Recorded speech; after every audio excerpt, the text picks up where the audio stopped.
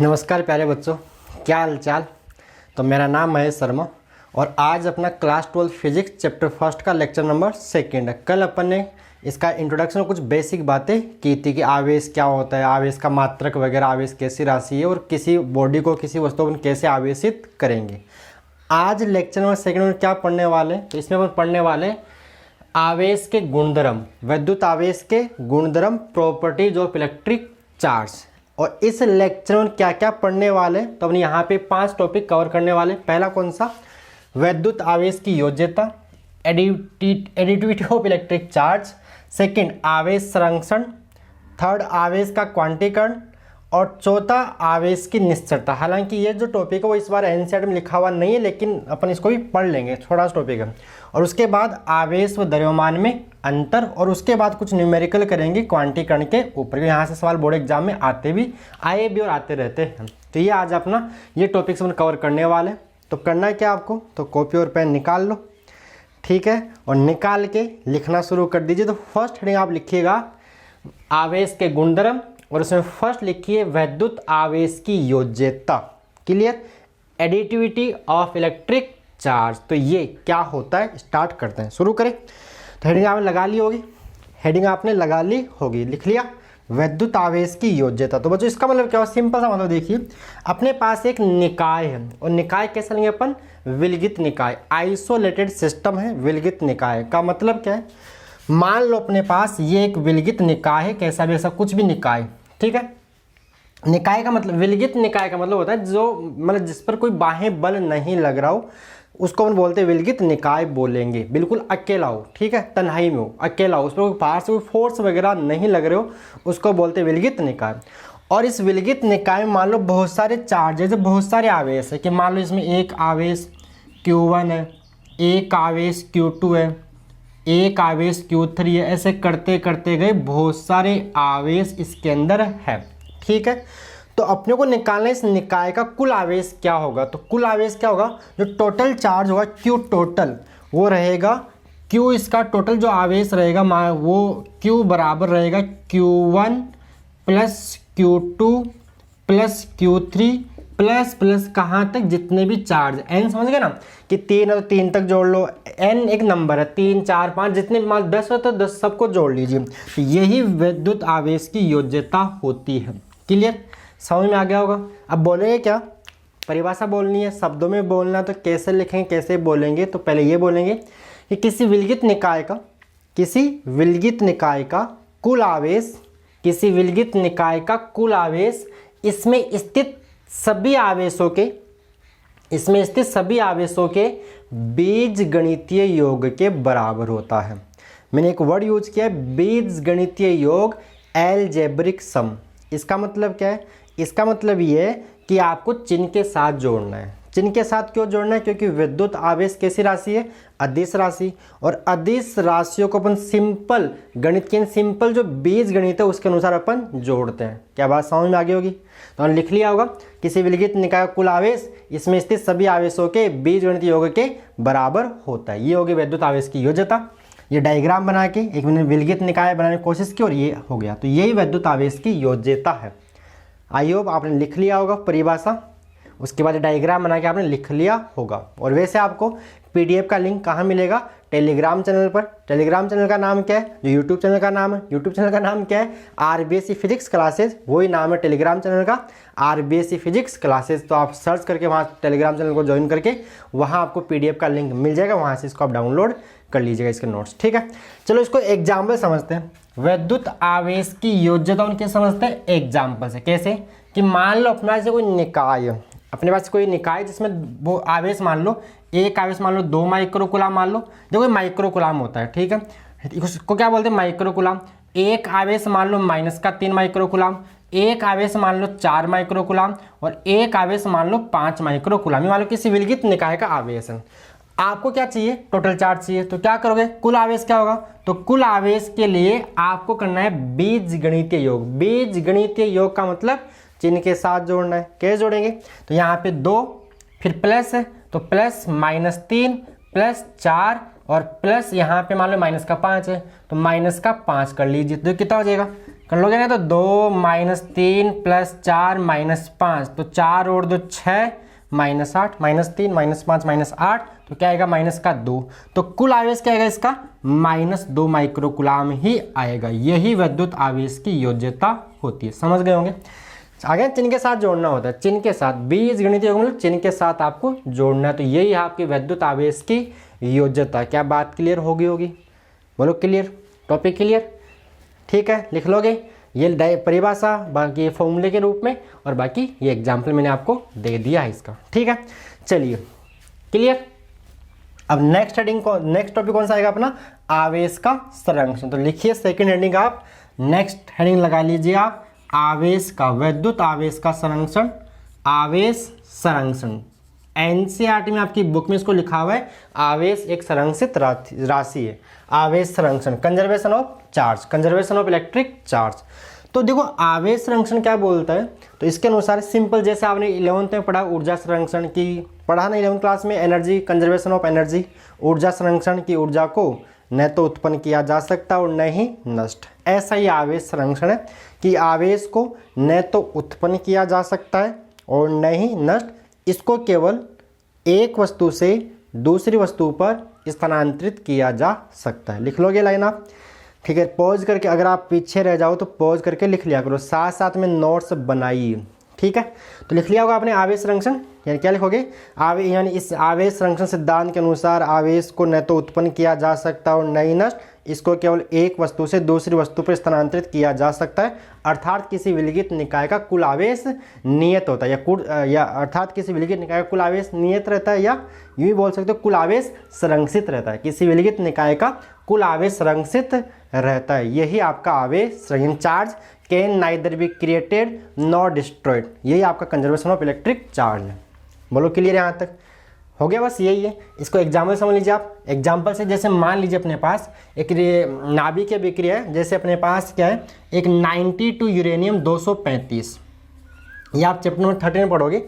अगर इसके बाद न्यूट्रॉन से टक्कर करवाते हैं, किससे, ये न्यूट्रॉन का होता है संकेत, न्यूट्रॉन से टक्कर करवाते हैं तो ये टूट जाता है दो पार्ट में, बहुत सारे कॉम्बिनेशन होते हैं, उसमें एक कॉम्बिनेशन यहाँ पे लिख रहा हूँ। तो कैसे टूटेगा, ये टूटेगा 56 बेरियम 141 प्लस ये टूटेगा 36 क्रिप्टॉन 92, और यहाँ से एवरेज निकलते हैं 3 न्यूट्रॉन, कभी 2 कभी 3 2.5, मतलब एवरेज यहाँ से 3 न्यूट्रॉन निकलते हैं। तो यहाँ से 3 न्यूट्रॉन बाहर निकल जाएंगे। तो देखिए ये तो क्या हो गया, विखंडन से पहले इसका हो गया विखंडन, 2 भागों में होता है नाभिकीय विखंडन, आपने केमिस्ट्री में पढ़ा होगा, नाभिकीय विखंडन, नाभिकीय संलयन।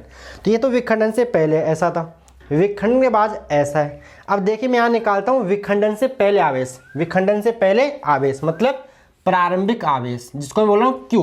क्यू किसका संकेत है, आवेश का, इनिशियल चार्ज। तो इनिशियल चार्ज क्या होगा, देखिए न्यूट्रॉन, न्यूट्रॉन तो होता है न्यूट्रल, न्यूट्रल एंड उदासीन, इसका तो कोई आवेश होगा नहीं। यहाँ पे क्या अपने पास यूरेनियम में कितने इलेक्ट्रॉन है, 92 इलेक्ट्रॉन। उदासीन अवस्था में जो प्रोटॉन है वही क्या होंगे, इलेक्ट्रॉन होंगे, तो इसमें 92 प्रोटॉन है। ठीक है, तो इसका, और 92 क्या होगा, इलेक्ट्रॉन, तो इसका आवेश क्या होगा, 92 इलेक्ट्रॉनों के आवेश के बराबर होगा। भाई मैं मान लेता हूँ एक इलेक्ट्रॉन का आवेश ई मान लेते हैं, क्या मान लेते हैं, एक इलेक्ट्रॉन का आवेश ई, तो 2 का क्या हो जाएगा, 2e, 2 गुणा ई, 3 का क्या हो जाएगा, 3e, 4 का क्या हो जाएगा, 4e, तो n का क्या हो जाएगा, ne, और यहाँ अपने पास क्या 92, तो 92 इलेक्ट्रॉन। ये तो हो गया प्रारंभिक आवेश, प्रारंभिक आवेश। फिर अपन निकालते हैं अंतिम आवेश, क्यू फाइनल, फाइनल चार्ज, अंतिम आवेश। वो क्या होगा, देखो यहाँ पे कितने इलेक्ट्रॉन है, 56, और इसमें 36, तो 56 इलेक्ट्रॉन, तो 56 इलेक्ट्रॉनों के आवेश, 56 इलेक्ट्रॉनों के बराबर आवेश, तो इसका हो जाएगा।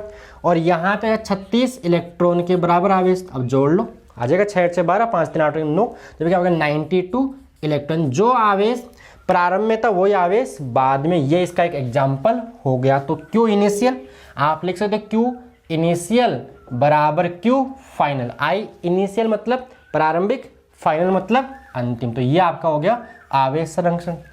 आपने पहले परिभाषा लिख ली होगी, एग्जाम में मैंने आपको समझा दिया, बोलो क्लियर। तो यही आपका आवेश संरक्षण है। ठीक है, आते हैं नंबर 3 पॉइंट के ऊपर, आवेश का क्वांटीकरण। और यहाँ से बोर्ड में न्यूमेरिकल पूछता है और कुछ यहाँ से कुछ ना कुछ पूछ लेता है आवेश के क्वांटीकरण से। ठीक है, क्या आगे बढ़े, तो नंबर 3 हेडिंग आप लगा लीजिए, आवेश का क्वांटीकरण। क्या लगाओगे, आवेश का क्वांटीकरण लिखिए, आवेश का क्वांटीकरण, क्वांटाइजेशन ऑफ इलेक्ट्रिक चार्ज, आवेश का क्वांटीकरण। अब क्वांटीकरण का मतलब क्या होता है, देखिए होता क्या है, एक मान लो आपके पास वस्तु ए मान लीजिए और एक वस्तु आप बी मान लीजिए, समझने के लिए ऐसा मान लीजिए। अब मान लीजिए वस्तु ए इलेक्ट्रॉन त्याग रही है और वस्तु बी इलेक्ट्रॉन ग्रहण कर रही है। आप मान लीजिए कि वस्तु ए इलेक्ट्रॉन त्याग रही है यानी डोनर है, और वस्तु बी इलेक्ट्रॉन ग्रहण कर रही है यानी ये क्या, एक्सेप्टर है। तो इलेक्ट्रॉन कहाँ से कहाँ जा रहा है, इलेक्ट्रॉन यहाँ से यहाँ जा रहा होगा, ठीक है, इलेक्ट्रॉन यहाँ से यहाँ जा रहा होगा। तो होगा क्या, जो इलेक्ट्रॉन का आदान प्रदान, यानी यहाँ से जब इलेक्ट्रॉन यहाँ जाएगा तो या तो एक इलेक्ट्रॉन जाएगा या दो जाएगा या तीन जाएगा या चार जाएगा या पाँच जाएगा या छः जाएगा। मतलब क्या इसका, आधा अधूरा इलेक्ट्रॉन नहीं, ऐसा नहीं है कि यहाँ से आधा इलेक्ट्रॉन यहाँ चला गया या यहाँ डेढ़ यहाँ चला गया, ढाई यहाँ चला गया, पौने तीन यहाँ चला गया, ऐसा कुछ नहीं होगा। समझ में आ रहा है, डेढ़, ढाई, साढ़े तीन, साढ़े चार, ऐसा ट्रांसफ़र इलेक्ट्रॉन का ऐसा ट्रांसफ़र पॉसिबल नहीं है। क्या बात क्लियर, जाएगा तो पूरा जाएगा, आएगा तो पूरा आएगा, नहीं तो जाएगा ही नहीं, जाएगा तो पूरा पूरा जाएगा, आएगा तो पूरा पूरा आएगा, आधा आधा इलेक्ट्रॉन नहीं जाएगा। यही इलेक्ट्रॉन का आवेश। फॉर एग्जाम्पल यहाँ से एन इलेक्ट्रॉन, इस वस्तु ए से एन इलेक्ट्रॉन यहाँ चले गए, तो अब ये इलेक्ट्रॉन त्याग रही, तो क्या हो जाए, धनावेशी, इसका आवेश क्या हो जाएगा, एक इलेक्ट्रॉन यहाँ से गया है, इसका आवेश हो प्लस ही और इसका आवेश क्या हो जाएगा, माइनस ही। अब मान लो यहाँ से दो इलेक्ट्रॉन चले गए तो इसका आवेश क्या हो जाएगा, +2 ही। प्लस क्यों, जो वस्तु इलेक्ट्रॉन त्यागती है वो क्या होते हैं, धनावेशित, और जो ग्रहण करती है वो क्या होते हैं, ऋणावेशित। इसका आवेश क्या हो जाएगा, -2 ही। अब ऐसे ही मान लो इस वस्तु ने n इलेक्ट्रॉन त्याग दिए होंगे तो इसका आवेश क्या हो जाएगा, n मतलब समझ गए ना, 3 4 5 6 7 कुछ भी हो सकता एक है ना, 3 4 5 6 7 1000 10,000 लाख 10 लाख कुछ भी हो सकता है। आगे बात समझें, तो इसका आवेश क्या हो जाएगा, +n, इसका आवेश क्या हो जाएगा, -n। बस यही आवेश का क्वांटीकरण, यही आवेश का क्वांटीकरण। समझ में आ गया होगा। इसको आप यूँ समझिए, जैसे मान लो कोई बिल्डिंग है, क्या कोई बिल्डिंग, उसमें क्या होता है, ग्राउंड फ्लोर, फिर क्या होता है, फर्स्ट फ्लोर होता है ना, मतलब बेसमेंट, पहले बेसमेंट हो गया, बेसमेंट छोड़िए, ग्राउंड फ्लोर, फिर क्या होगा, फर्स्ट फ्लोर, फिर क्या होगा, सेकंड फ्लोर, फिर क्या होगा, थर्ड फ्लोर। ऐसा नहीं उसमें 1.5 फ्लोर और 2.5 फ्लोर, ऐसा कुछ नहीं होता ना।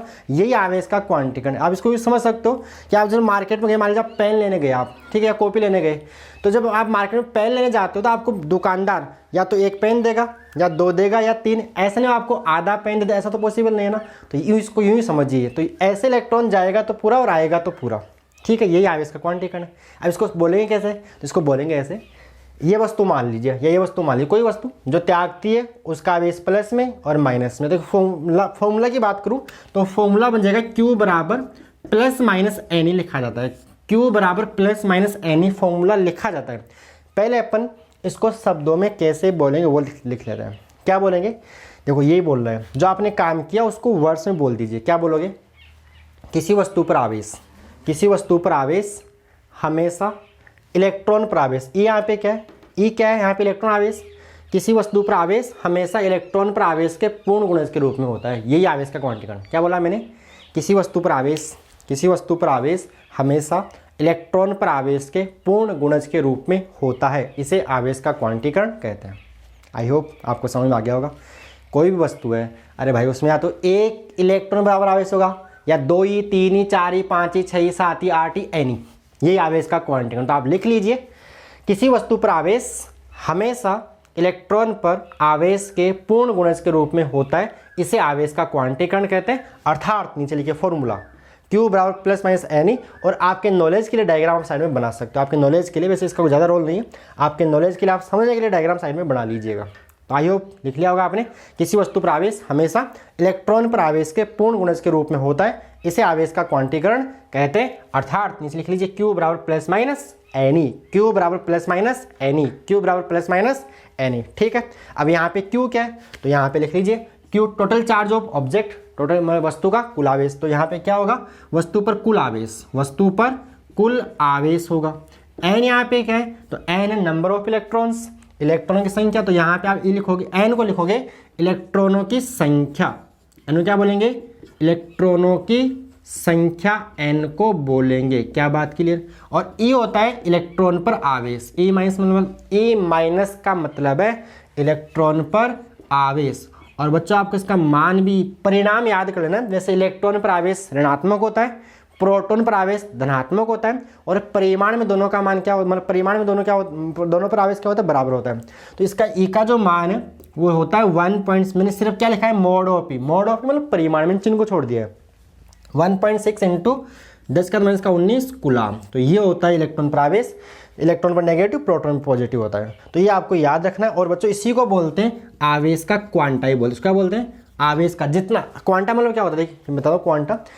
क्वांटा उस चीज़ को बोलते कम न्यूनतम कितना आवेश यहाँ से यहाँ जा सकता है, कितना आ सकता है, उस चीज़ को बोलते हैं क्वांटा। तो इसको क्या बोलते हैं? आवेश का क्वांटा भी इसको बोलते हैं। अगर आपसे पूछ ले कि आवेश का क्वांटा क्या होता है, आवेश के क्वांटा का मान लिखिए, तो वो होता है इलेक्ट्रॉन पर आवेश। आपको परिमाण लिखना है 1.6 इंटू 10⁻19 कूलाम। क्वांटा का मतलब कन्फ्यूज नहीं होना है। क्वांटा का मतलब ये है एक मतलब न्यूनतम कितना आवेश यहाँ से यहाँ जा सकता है या यहाँ से यहाँ आ सकता है ना। अगर जो त्याग थी वो प्लस और मतलब समझ में आ गया होगा। एक बार मतलब न्यूनतम आवेश यहाँ से कितना जा सकता है उसको ही बोलते हैं आवेश का क्वांटा। और न्यूनतम कितना जा सकता है, 1 इलेक्ट्रॉन पर आवेश के बराबर, इसे बोलते हैं आवेश का क्वांटा बोलते हैं। तो ये था आपका आवेश का क्वांटीकरण। और ये आपको फॉर्मूला याद कर लेना, यहाँ से सवाल एग्जाम में पूछता है। ठीक है, जैसे 2022 में यहाँ से सवाल पूछा हुआ है, सेम इसी फॉर्मूले से पूछा हुआ है। तो यहाँ तक आपको समझ में आ गया होगा। ठीक है, तो इसको आप पॉज करके जो भी आपको नोट करना है नोट कर लीजिएगा। इसको इधर को मैं रब कर देता हूँ। ठीक है, चलिए अब अपन करते हैं इस क्वांटीकरण के ऊपर कुछ सवाल, कुछ न्यूमेरिकल्स कर लेते हैं। तो फर्स्ट क्वेश्चन यहाँ से जो फेमस हर बार आपने 10th में पढ़ा होगा वो आपको याद ही कर लेना है। सवाल क्या है बताते हैं।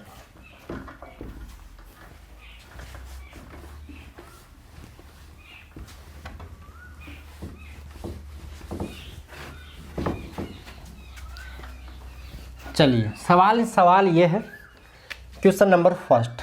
इसको सीधा ही बोल सकते हैं, 1 कूलाम। क्वेश्चन आप लिख लीजिए, 1 कूलाम आवेश में इलेक्ट्रॉनों की संख्या ज्ञात कीजिए।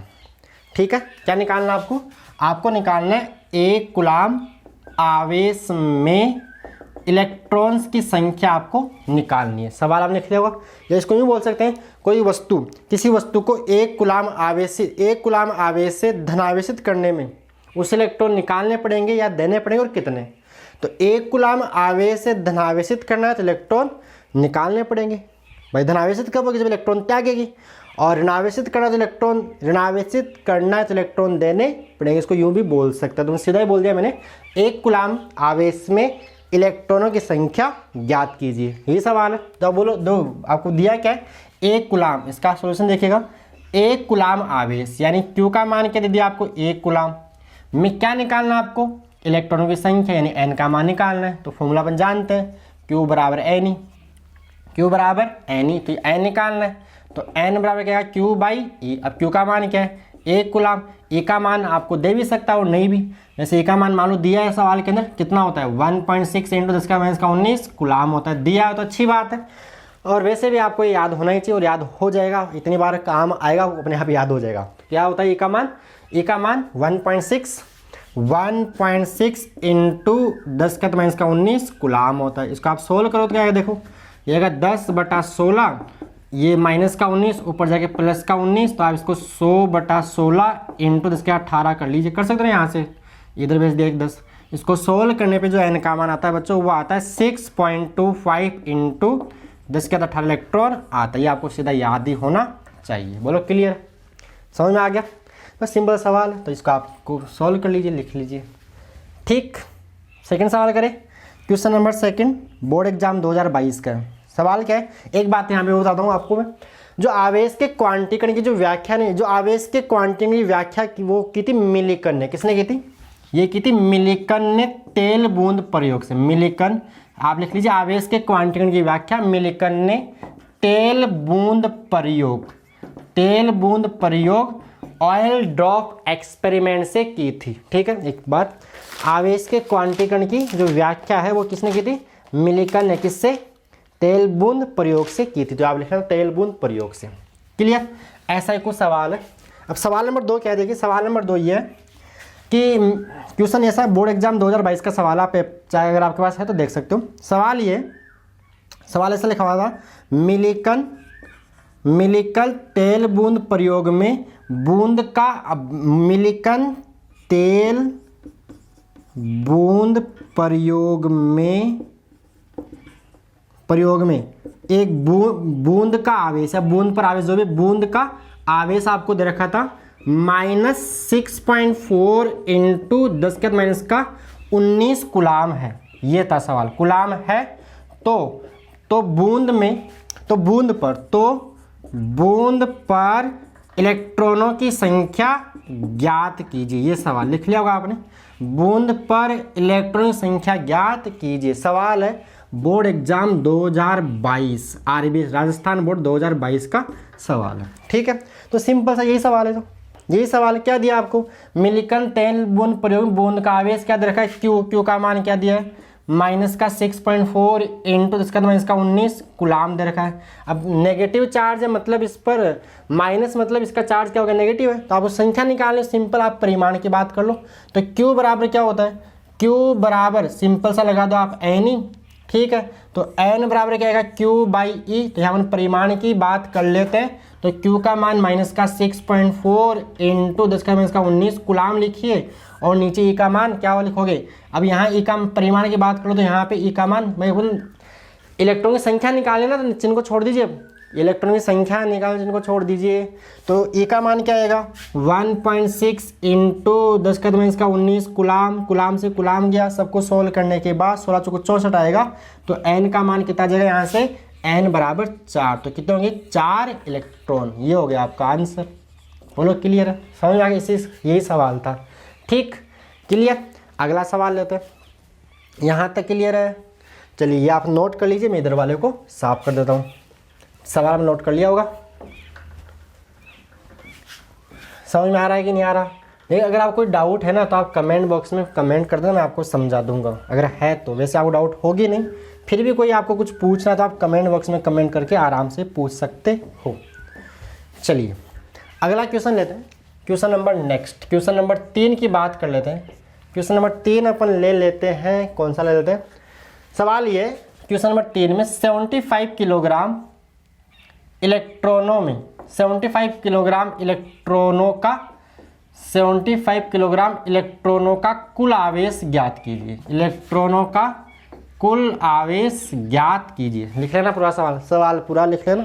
ठीक है, 75 किलोग्राम इलेक्ट्रॉन कुल आवेश ज्ञात कीजिए। इस बार क्या दिया आपको, इस बार आपको दे रखा है इलेक्ट्रॉन, इतने किलो इलेक्ट्रॉन, कितने किलो इलेक्ट्रॉन अपने पास, 75 किलो इलेक्ट्रॉन है। और 75 किलो इलेक्ट्रॉनों का अपने कुल आवेश निकालना है। 75 किलो इलेक्ट्रॉनों का कुल आवेश निकालना है। तो पहले अपने को ये पता होना चाहिए, यहाँ पे आप खुद ट्राई कर लो एक बार, चाहो तो पॉज करके एक बार खुद ट्राई कर लीजिएगा। सवाल मैंने आपको बता दिया। ठीक है, अब मैं बता रहा हूँ आपको सॉल्यूशन। आपको दिया है 75 किलोग्राम इलेक्ट्रॉन और अपने को निकालना है इनका कुल आवेश। तो अपने को ये पता होना चाहिए कि 75 किलोग्राम इलेक्ट्रॉनों में कितने इलेक्ट्रॉन, नंबर ऑफ इलेक्ट्रॉन्स, इलेक्ट्रॉनों की संख्या कितनी, यानी पहले अपने को निकालना है इलेक्ट्रॉनों की संख्या। तो देखिए यहाँ पे अपन इसको ऐसा बोल देंगे, यानी आपको देखा मान लो कैपिटल एम देखा 75 किलोग्राम, ये हो गया कुल द्रव्यमान।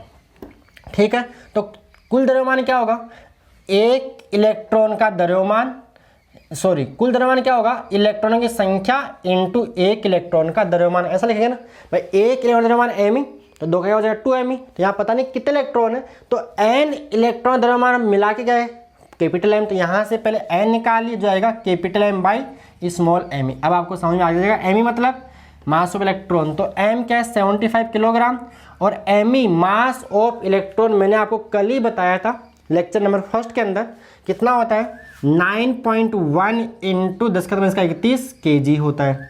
ये तो आगे एन का मान, सोल्व बाद में करते हैं। चलो एक बार इसको तो कर लो, यहाँ पे 75/9.1 इंटू आप इसको 10⁻31 प्लस कर लीजिए। ये तो इलेक्ट्रॉन की संख्या आ गई। अब निकालना आवेश, तो आवेश क्या होगा, Q बराबर एन ई कर लो, Q बराबर एन ई।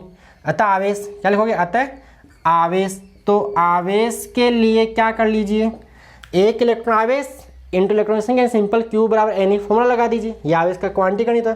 तो N का मान कितना आ गया 75/9.1 इंटू इसका 31 प्लस और E का मान 1.6 इंटू 10 का माइनस का 19 होता है। अब इसको आप सोल्व कर लीजिए बच्चों, देखो इसको ऐसे करोगे आप, तो ये 16 है, ये 91।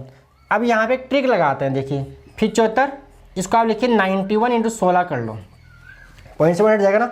और ऊपर कितना है प्लस का 31 माइनस का 19, तो यहाँ कितना बचेगा प्लस का 12 बचेगा, यही बचेगा।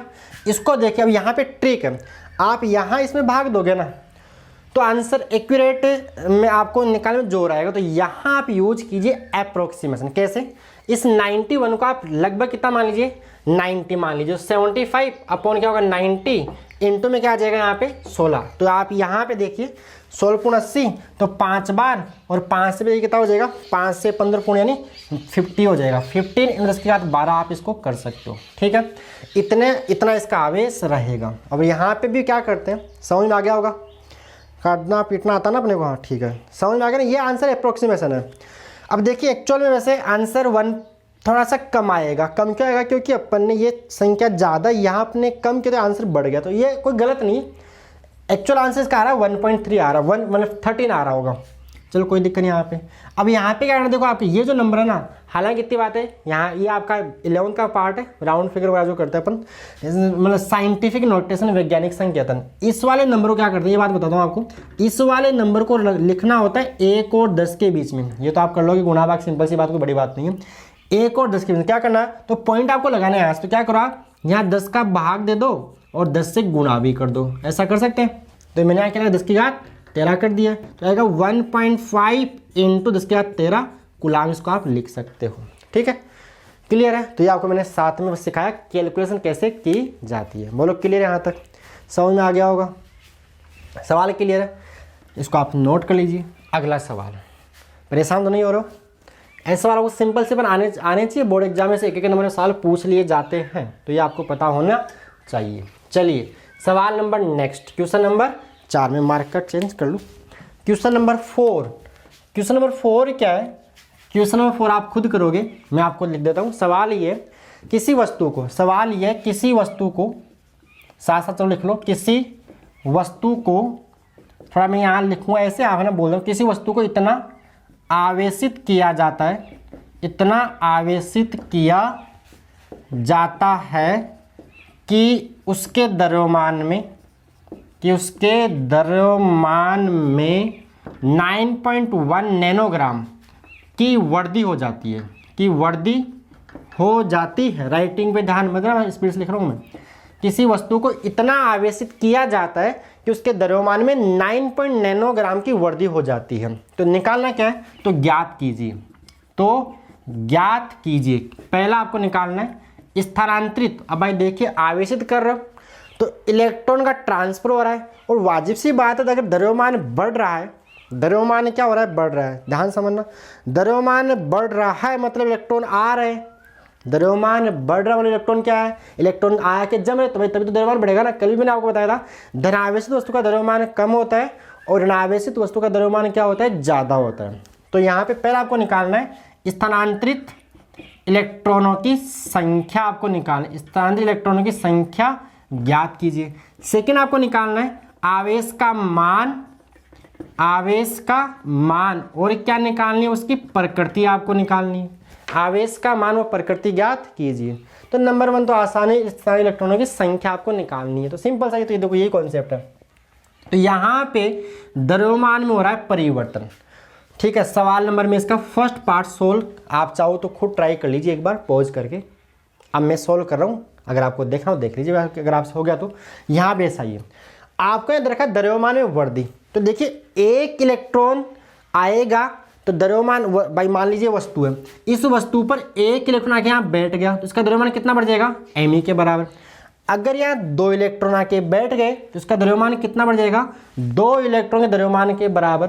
तो यहाँ मैं लिख रहा हूँ डेल्टा एम, डेल्टा एम मतलब चेंज इन मास, द्रव्यमान में परिवर्तन। वो क्या होगा, नंबर ऑफ इलेक्ट्रॉन्स गुणा 1 इलेक्ट्रॉन का द्रव्यमान। तो यहाँ से n आएगा डेल्टा एम बाई me। तो डेल्टा एम क्या गिवन है, द्रव्यमान में वृद्धि 9.1 नैनोग्राम, नैनो का मतलब क्या होता है, 10⁻⁻⁹ ग्राम। ग्राम को चेंज किस में करना है, किलोग्राम में। तो यहाँ क्या लगा दो आप, यहाँ आप लगाओ 10⁻³ और यहाँ लगा दो kg। ठीक है, मैंने इसको किलोग्राम में चेंज कर दिया। नीचे क्या आएगा, नीचे आएगा me, मास ऑफ इलेक्ट्रॉन, जो कितना होता है, जो होता है 9.1 × 10⁻31 kg होता है। एक इलेक्ट्रॉन का द्रव्यमान क्या होता है, 9.1 × 10⁻31 किलोग्राम। बोलो होता है कि नहीं होता। अब ये 9.1 तो कैंसिल आउट, ऊपर क्या है -12, नीचे क्या -31, तो -12 -31 क्या हो जाएगा 10 की घात, ऊपर हो जाएगा -12, नीचे -19, नीचे तो ऊपर जाके +19। तो इतने इलेक्ट्रॉन्स ट्रांसफर हो जाएंगे, 10⁻19 इलेक्ट्रॉन ट्रांसफर हो जाएंगे। अब सेकंड में कुछ बचा ही नहीं, आवेश का मान वो प्रकृति। तो आवेश का मान लगा दो Q बराबर n, n आ गया आपके पास यहाँ से। n कितना होता है 10⁻19, तो आ गया यहाँ से। और E क्या होता है, 1 इलेक्ट्रॉन पे आवेश क्या होता है 1.6 × 10⁻19 -19 +19 10 की घात 0, 10 की घात 0 यानी 1, तो कितना आएगा 1.6 कुलाम। ये कुलाम में आएगा। और प्रकृति की बात करें तो प्रकृति साफ साफ दिख रही है, द्रव्यमान बढ़ रहा है तो क्या होगा नेगेटिव, तो प्रकृति क्या होगी ऋणात्मक। प्रकृति क्या रहेगी, ऋणात्मक रहेगी। बोलो क्लियर है, समझ में आ गया होगा। चलिए एक सवाल और कर लेते हैं इसके अंदर, जो आपके एनसीईआरटी का एग्जाम्पल नंबर 2 है। ये एग्जाम्पल फर्स्ट था वैसे। बोलो क्लियर आता है। इसको इधर वालों को साफ कर देता हूँ, समझ में आ रहा है कि नहीं आ रहा भाई साहब, ठीक है, मज़ा आ रहा है। स्टार्टिंग अभी तो सब कुछ आपको मिलेगा, परेशान नहीं होना है, बस पढ़ना आपको पड़ेगा, मेहनत तो आपको ही करनी पड़ेगी। अगर आपको बोर्ड में 100/100 चाहिए तो रोज़ आपको लेक्चर देखने पड़ेंगे, सवाल भी करने पड़ेंगे, नोट्स पढ़ने पड़ेंगे और पुराने पेपर के सवाल भी करने पड़ेंगे, ठीक है। और इसका आपको आगे भी फ़ायदा मिलेगा। आगे अगर आप नीट जेईई की तैयारी करोगे तो भी आपके फंडामेंटल्स क्लियर यहीं पे हो जाएंगे। चलिए आगे एक सवाल नंबर 5 और कर लेते हैं, वो आप कर लो। सवाल क्या है, सवाल नंबर 5 ही है, आपकी बुक का एनसीईआरटी एग्जाम्पल नंबर 2 है वैसे तो, उसके जैसा ही है। सवाल क्या है, कोई वस्तु, क्वेश्चन ये है कि कोई वस्तु है वो 10 की घात 9 इलेक्ट्रॉन प्रति सेकंड ग्रहण कर रही है, ग्रहण कर रही है। सवाल क्या लिखा है मैंने, लिख लीजिए साथ साथ। कोई वस्तु 10 की घात 9 इलेक्ट्रॉन पर सेकंड ग्रहण कर रही है तो इसको 1 कूलाम आवेश संचित करने में कितना समय लगेगा, ये सवाल है। कितना समय लगेगा, सवाल कुछ ऐसा है। बस हो गया, आप खुद ट्राई कर लीजिए एक बार। चलो मैं करवाता हूँ इसका सॉल्यूशन। कोई वस्तु, इन्होंने क्या बोला है, कोई वस्तु है वो 1 सेकंड में, मान लो मार्कर है, वो 1 सेकंड में इसका कितने इलेक्ट्रॉन आ रहे हैं, 1 सेकंड में आगे 10 की घात 9 इलेक्ट्रॉन इसके ऊपर आ रहे हैं।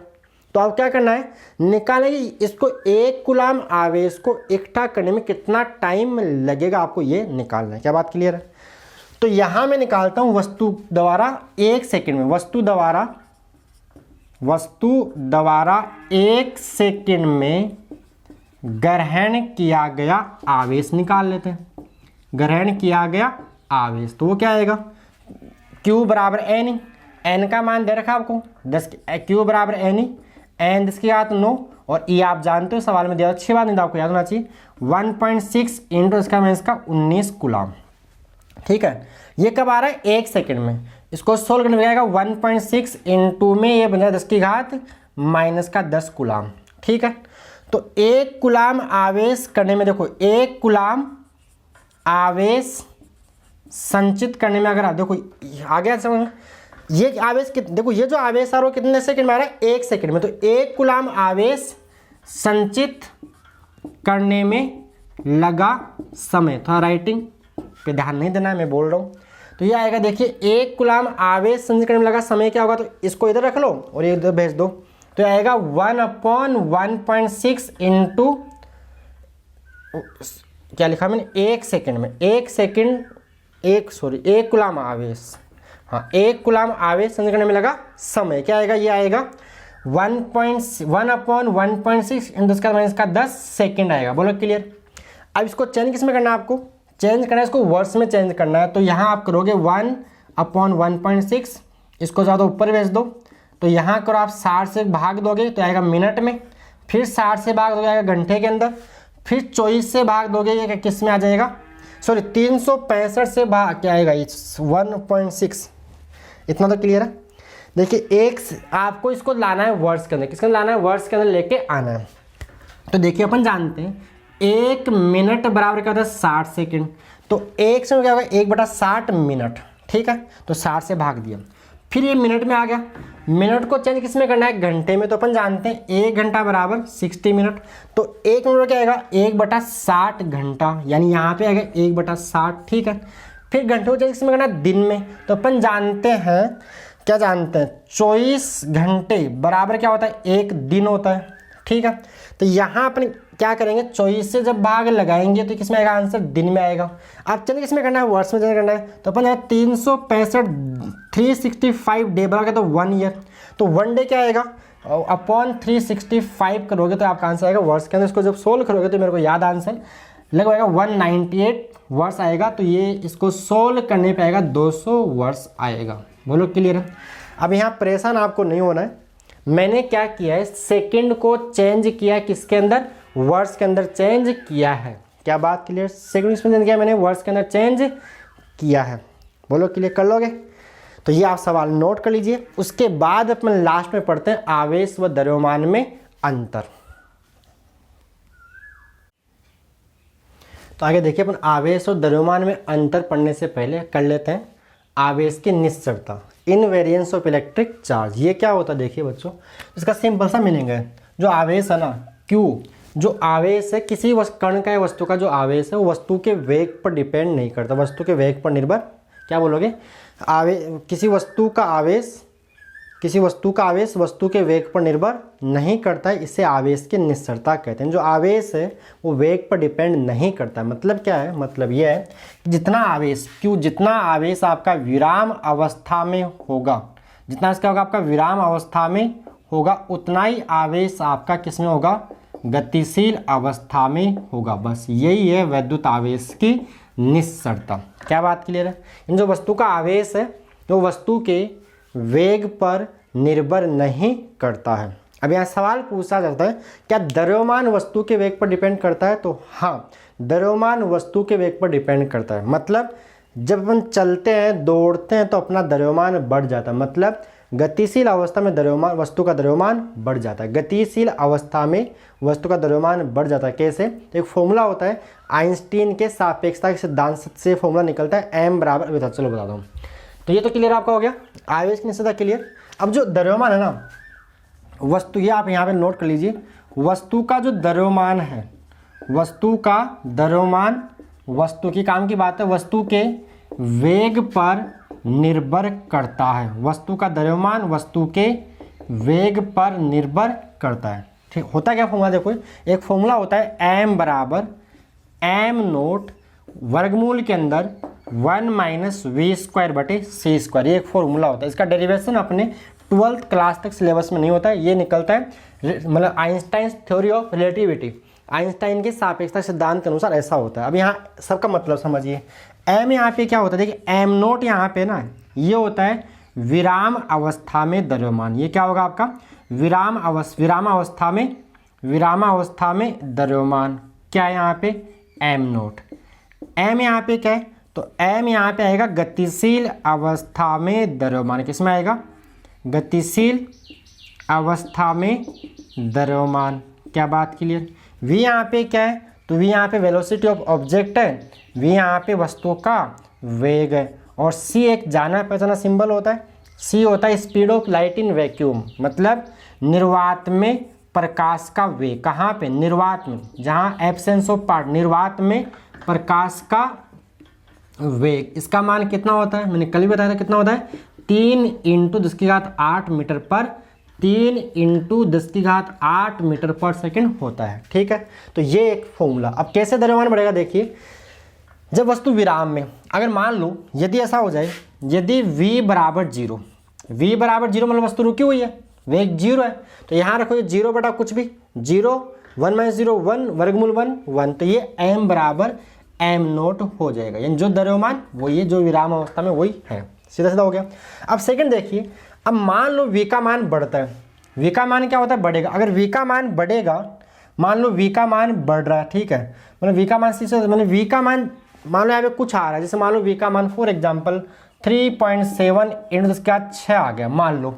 अब यहाँ कुछ होगा, यहाँ बाहर लगेगा तो यहाँ कुछ आएगा, एक में से कुछ घटेगा तो नीचे देखो कुछ घट रहा है, अंश हर में कुछ घट रहा है तो ये क्या होगा, बढ़ेगा। भाई ये घटेगा तो ये बढ़ेगा कि नहीं बढ़ेगा, ठीक है कि नहीं, बोलो समझ में आ गया होगा। तो जब वस्तु गति करती है उसका द्रव्यमान क्या होता है, बढ़ जाता है। लेकिन सामान्य अवस्था में जैसे अपन दौड़ते हैं तो अपने को अपना द्रव्यमान बढ़ा हुआ फील नहीं होता है। क्यों नहीं होता उसका भी आंसर देख लीजिए। क्योंकि जो अपन दौड़ते हैं ना, अपने आप स्पीड क्या मानते हो, आप दौड़ोगे तो आप स्पीड क्या मान लो, 100 मीटर पर सेकंड मान लो। एक सेकंड में 100 मीटर बहुत मैंने बस खतरनाक मान लिया। अब आपकी स्पीड मान लीजिए, आपकी जो चाल आपका वेग है वो 100 मीटर पर सेकंड है। अब आप ऊपर यहाँ 100 रखोगे, नीचे क्या रखोगे 3 इंटू इसके बाद 8 का वर्ग, यानी नीचे आप रखोगे 3 इंटू इसके बाद 8 का वर्ग, कितना आएगा 9 इंटू इसके बाद 16 आएगा। ऊपर संख्या बहुत बहुत छोटी है, नीचे बहुत बहुत बड़ी, तो इसका आंसर लगभग 0 ही रहेगा।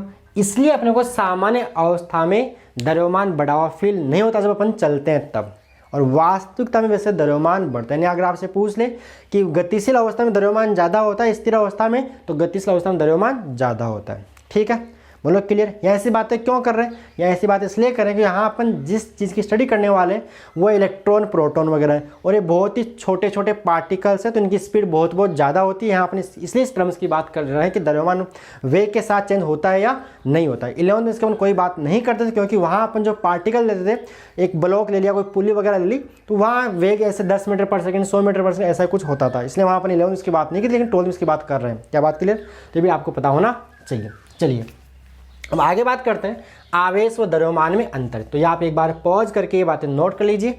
मैंने आपको यहाँ पे डिटेल समझा दिया। ये फॉर्मूला कैसे आता है इसकी अपने और ध्यान नहीं देना है, बस आपको याद रखना है। सबका मतलब मैंने आपको यहाँ बता ही दिया है। चलिए आगे बात करते हैं अपन आवेश व द्रव्यमान में अंतर। लिखे नेक्स्ट हेडिंग, आवेश व द्रव्यमान में अंतर। आवेश व द्रव्यमान में अंतर।